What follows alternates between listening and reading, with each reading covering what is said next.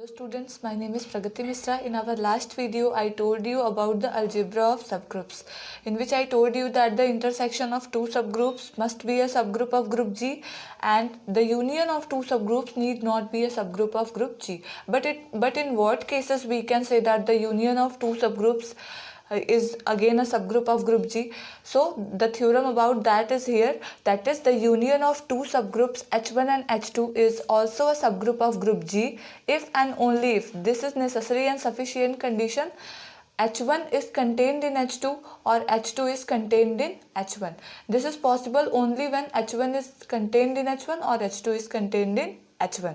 So if this condition is satisfied, then only we can say that the union of two subgroups is again a subgroup of group G. So to prove this theorem, firstly we have to take that suppose H1 and H2 are two subgroups of group G and they are satisfying this condition. In that case, the union must be a subgroup of group G. Firstly we show this and then we take the converse part of this. So let's start the proof of this theorem. So firstly, in the necessary part, we assume that let H1 and H2 be two subgroups of group G. And we are also supposing that let H1 is contained in H2 or H2 is contained in H1.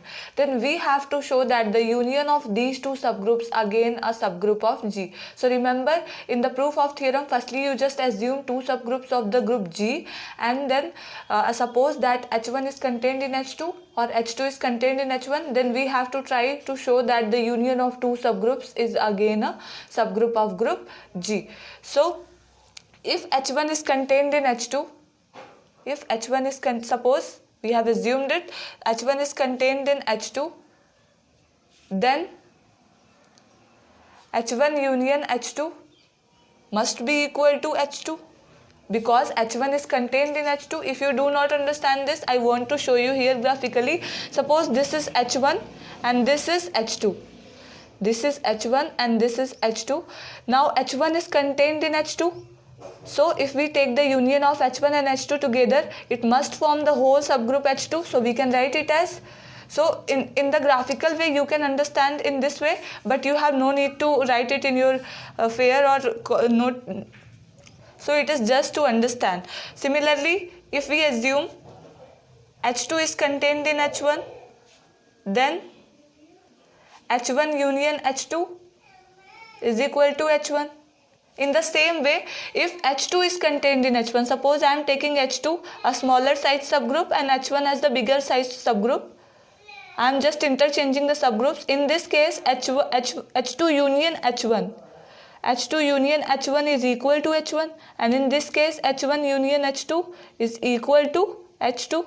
So I hope you are understanding this. So in this way we can write this.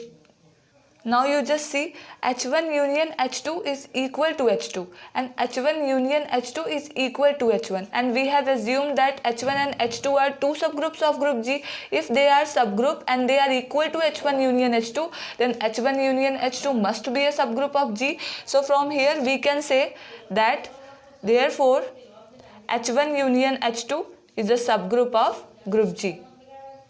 So in this way we have proved the necessary part of this theorem. In the converse part, we just take the reverse. That is, we assume that H1 union H2 is a subgroup of G and try to show this condition. But the converse part proved by taking the contradiction of this statement. So firstly we assume conversely, this is our converse part, so we write it here as conversely. We assume that, suppose that, this is our assumption, H1 union H2 is a subgroup of group G. Of group G. And we have to take the contradiction. So if possible, let H1 is not contained in H2, or H2 and I should write and H2 is not contained in H1. That is, they are not contained in each other. In that case, will they form subgroup or not? Or H1 union H2 forms a subgroup of or not? So if we take H1 is not contained in H2, if H1 is not contained in H2, this implies there must exist an element in H1 which does not belongs to H2, so that this is not containing in H2. So this implies there exists a X1 belongs to H1 such that X doesn't belongs to H2. Similarly, if we assume H2 is not contained in H1, this implies there exists a X2 belongs to H2. I should write it as Y, just take it Y. Y belongs to H2 and or such that Y doesn't belongs to H1. Since this is not contained in H1, so there must exist an element Y that belongs to H2 but does not belongs to H1 since it is not contained in H1. So, but if we take the union of H1 and H2 together, then X must belongs to H1 union H2. So from here, therefore, we have, if we take the union of these two subgroups, this doesn't belongs to H2 but this belongs to H1. If we are taking the union of H1 and H2, then X must belongs to that set. So we can write X belongs to H1 union H2. Similarly, if we see Y, then union of H1 and H2, again Y belongs to that union. So Y belongs to H1 union H2.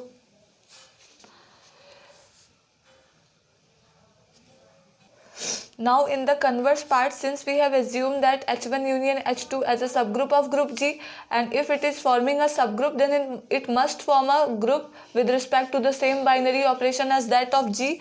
So H1 union H2 is subgroup of G, so it must satisfy the closure property of the group, and according to that property, if X and Y both are the elements of H1 union H2, then their product, that is XY, let us assume it as an element, as equal to an element, that is Z. I am writing it here, say belongs to H1 union H2. That is, by the closure property, the product of these two elements is equal to a new element, and that element must belong to H1 union H2. This implies what? Z belongs to H1 union H2.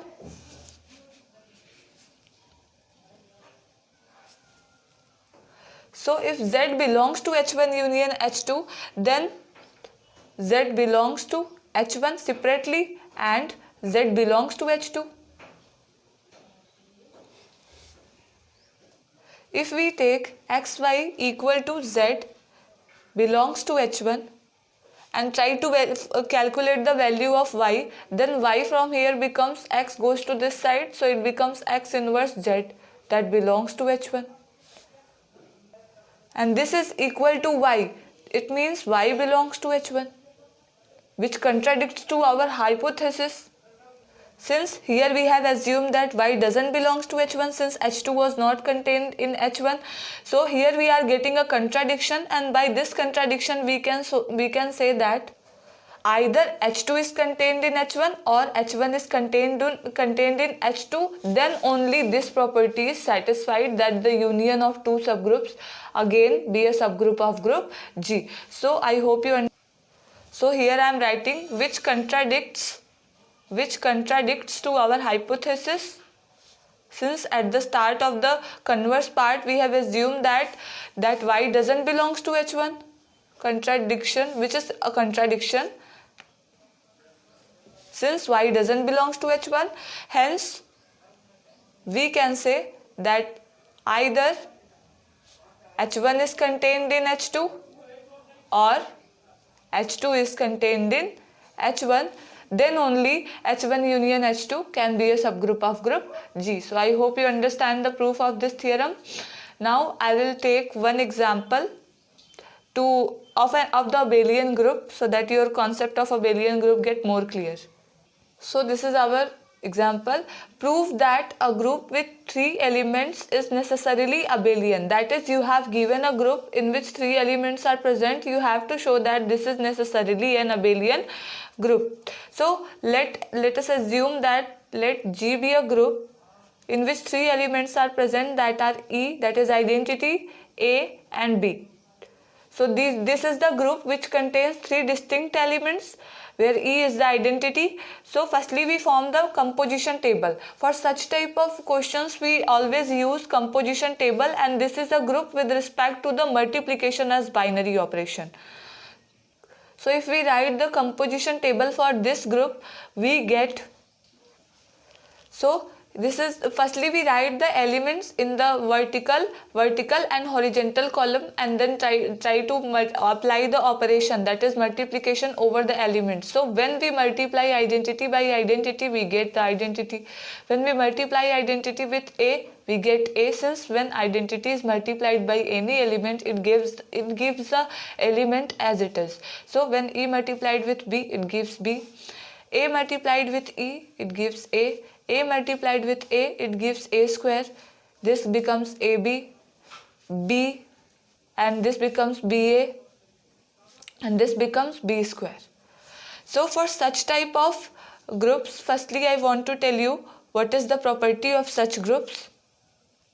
Since we know that if in a Cayley table, if it is forming a group, then the elements should be repeated in each column.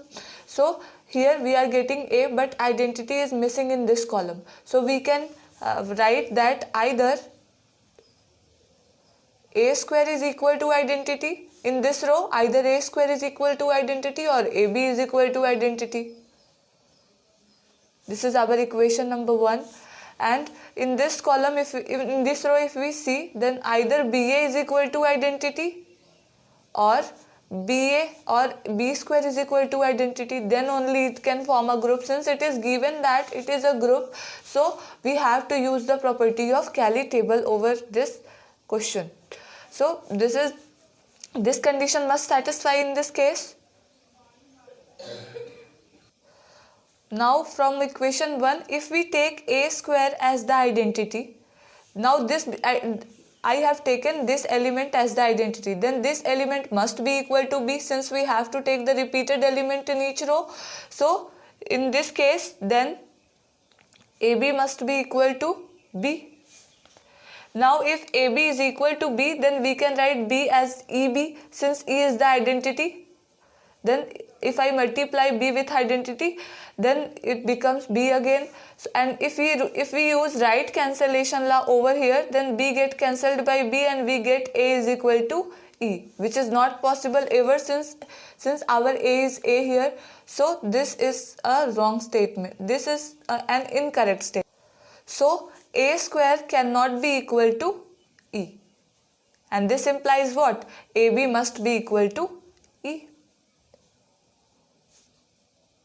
We can write it here, since A is not equal to E, this implies A square is not equal to E, so AB must be equal to E. Similarly, we can do for third row also.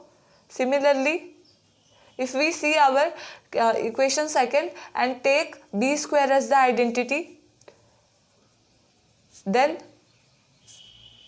BA should be equal to A. BA should be equal to A, since we have taken B square as the identity, then BA must be equal to A because B is here. So A is missing, so we will take it as A. And I can write it as BA is equal to E into A, where E is the identity element. If we use again right cancellation law, then we get B is equal to E, which is not possible. So since B is not equal to E, since B is given here, so we cannot take it as equal to identity. So B is not equal to A. This implies B square cannot be equal to identity, and this implies BA is equal to identity. Now if we see, this is equation number 3, this is equation number 4. If we see our equation 3 and 4, then by third and 4, we can write that AB is equal to BA. From here, we can say that the commutative property is satisfied. This implies G is an abelian group.